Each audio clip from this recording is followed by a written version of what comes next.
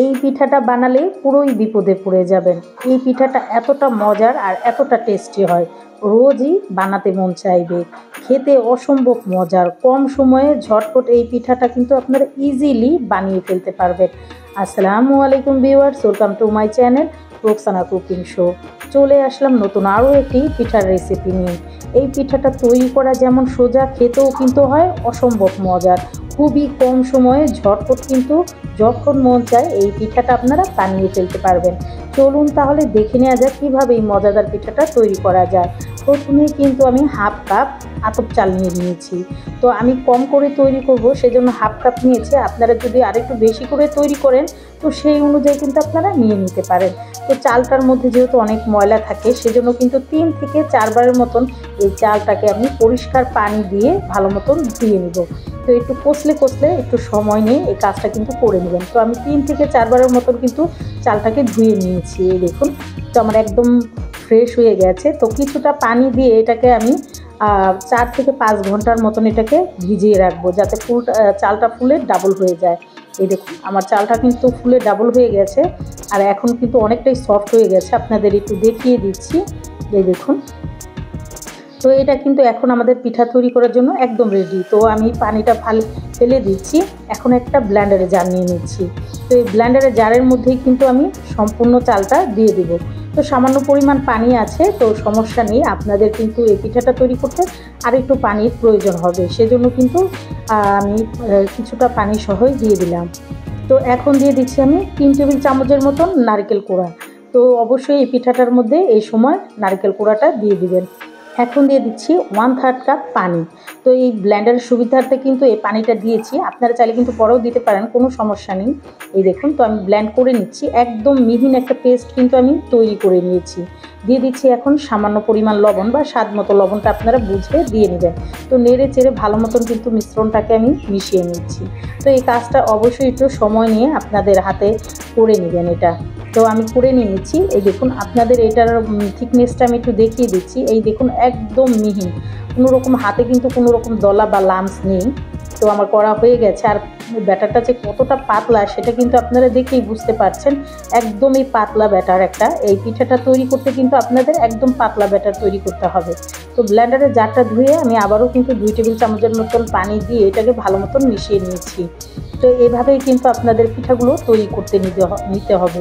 তো অন্যদিকে একটা বাটির মধ্যে দিয়ে দিচ্ছি 1/3 কাপ নারকেল কোড়া, দিয়ে দিচ্ছি 3 টেবিল চামচ চিনি। তো চিনিটা আপনারা আপনাদের প্রয়োজন মতন, পছন্দ মতন কমিয়ে বাড়িয়ে কিন্তু নিয়ে নিতে পারেন, তবে 3 টেবিল চামচই কিন্তু পারফেক্ট। আর দিয়ে দিচ্ছি 2 টেবিল চামচ গুঁড়া দুধ, এতে কিন্তু পিঠাটা খেতে ভীষণ ভালো লাগবে। তো আমি দিয়ে দিলাম। তো এখন যেহেতু বাটিটা আমার ছোটো হয়ে গেছে, সেজন্য কিন্তু আমি আরেকটু বড় বাটিতে এটাকে ঢেলে নিয়েছি। তো একটা চামচ দিয়ে ভালো মতন মিশিয়ে নিয়েছি। তো আমার পিঠার ভিতরে দেওয়ার জন্য কিন্তু পুরটাও রেডি হয়ে গেল। আমি একটু নেড়ে চেড়ে ভালো মতন মিশিয়ে নিচ্ছি। আর এই পিঠার ব্যাটারটা কিন্তু একটু ঝরঝরে টাইপেরই হবে, পুরটা এরকম হলেই কিন্তু পিঠাটা খেতে ভালো লাগবে। এই দেখুন, একদম ঝরঝরে। তো আমি এক সাইড করে এটা রেখে দিচ্ছি। অন্যদিকে আমি একটা কড়াই বসিয়ে দিয়েছি। কড়াইয়ের মধ্যে দিয়ে দিচ্ছি সামান্য পরিমাণ তেল। যদি তেলটা বেশি হয়ে যায় ব্রাশ করার পর, তাহলে কিন্তু এটা অবশ্যই উঠিয়ে রেখে দেবেন।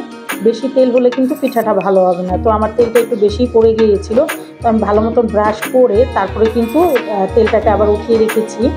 এখন দিয়ে দিচ্ছি কিছুটা পরিমাণ ব্যাটার। তো আমি সামান্য পরিমাণ ব্যাটার দিয়ে দিচ্ছি। আমি 1/3 কাপের যে কাপটা আছে সেটা দিয়ে কিন্তু দিয়ে দিয়েছি। তো আমি ঢাকনা দিয়ে এটাকে কিন্তু একটু ছড়িয়ে দিবেন এভাবে, সাইডটা কিন্তু তাহলে সুন্দর মতন হয়ে যাবে। এই দেখুন, তো ঢাকনা দিয়ে আমি ঢেকে দিচ্ছি। তো এটা হতে কিন্তু বেশি সময় লাগবে না, 1 থেকে 1.5 মিনিট হলেই কিন্তু হয়ে যাবে। এই দেখুন, তো আমার পিঠাটা কিন্তু হয়ে গেছে। আমি উপরে যে পুরটা তৈরি করে রেখেছিলাম সেটা কিন্তু চামচ দিয়ে দিচ্ছি। একটু খেয়াল করুন, তাহলেই কিন্তু বুঝতে পারবেন। তো আমি পরিমাণ মতন, পছন্দ মতন পুরটা কিন্তু দিয়ে দিচ্ছি। আপনারা আপনাদের প্রয়োজন মতন, পছন্দ মতন কিন্তু দিয়ে নেবেন, তবে কিন্তু এই পিঠাটা খেতে ভীষণ ভালো লাগবে। তো আমি আমার পছন্দ মতন পুরটা একটু দিয়ে দিচ্ছি, একটু বেশি করেই দেওয়ার চেষ্টা করবেন। তো আমার পুরটা কিন্তু দেওয়া হয়ে গেছে। এখন দিয়ে দিচ্ছি কিছুটা পরিমাণ গুড়। আপনারা চাইলে কিন্তু দিতেও পারেন, আবার স্কিপও করতে পারেন, কোনো সমস্যা নেই। শুধু চিনি দিয়েও হবে, আবার শুধু গুড় দিয়েও কিন্তু হয়ে যাবে। তো আমি পরিমাণ মতো গুড়টাও দিয়ে দিলাম, এতে কিন্তু কালারটাও সুন্দর আসবে, খেতেও ভালো লাগবে। শীতের সময় তো আপনার খেজুরের গুড়টা অ্যাভেলেবেল পাওয়া যায়, সেজন্য খেজুরের গুড় দিয়ে যে কোনো পিঠাই কিন্তু আমাদের খেতে ভীষণ ভালো লাগে। তো আমি এক সাইড দিয়ে একটু মুড়িয়ে দিলাম। এই দেখুন, এই পাশ করেও কিন্তু আমি হালকা একটু ভেজে নেব, একটু চেপে চেপে দিচ্ছি যাতে ভিতরের গুড়টাও একটু হালকা হালকা গলে যায়। এই দেখুন, তো আমার একটা পিঠা কিন্তু ভাজা হয়ে গেছে। তো আমি এটা উঠিয়ে ফেলছি, এর চেয়ে বেশি কিন্তু আর প্রয়োজন হবে না। এই দেখুন, তো আমার একটা পিঠা রেডি হয়ে গেছে। তো সেম প্রসেসে কিন্তু আমি আরেকটা পিঠাও দিয়ে দিচ্ছি। আর অবশ্যই প্রত্যেকবার পিঠাটা দেওয়ার আগে কিন্তু আপনারা তেলটা ব্রাশ করে দিবেন, এতে কিন্তু পিঠাগুলো খুবই ইজিলি উঠে যাবে আর সুন্দর মতন কিন্তু পিঠাটা হয়ে যাবে। তো আমি আবারও ঢাকনা দিয়ে ঢেকে দিচ্ছি। এই পিঠাটা যে কম সময়ে এত দারুণ মজার হয়, আপনারা নিজেরা না তৈরি করলে কিন্তু বিশ্বাস করতে পারবেন না। এতই আনকমন আর একদম ইউনিক একটা পিঠার রেসিপি। এখন কিন্তু আমি আবারও পুর দিয়ে দিচ্ছি। বাসার যেই কেউ এটা তৈরি করে খাওয়াবেন, সবাই কিন্তু আপনার ফ্যান হয়ে যাবে, এতটা মজার হয়। তো আপনারা তো অনেকভাবেই অনেক পিঠাই তৈরি করে খেয়েছেন, এই পিঠাটা একবার হলো তৈরি করে খেয়ে দেখবেন, সবাই কিন্তু ভীষণ পছন্দ করবে। তো সেম প্রসেসেই কিন্তু সেকেন্ড পিঠাটাও আমি ভেজে নিচ্ছি। এই দেখুন, আর এই পিঠাটা কিন্তু এভাবে উল্টে দেব। আপনারা চাইলে উল্টেও দিতে পারেন, আবার কিন্তু পাটিসাপটা পিঠার মতন এভাবে প্যাঁচ দিয়েও নিতে পারেন, কোনো সমস্যা নেই। তো আমার পছন্দ মতন আমি কিন্তু করে নিচ্ছি। এই দেখুন, তো একটু চেপে দিচ্ছি যাতে গুড়টা গলে যায়। এই সময় কিন্তু মিডিয়াম টু লো আছে সম্পূর্ণ পিঠাটা কিন্তু আপনাদের ভেজে নিতে হবে। এই দেখুন, তো আমার আরেকটা পিঠাও হয়ে গেল।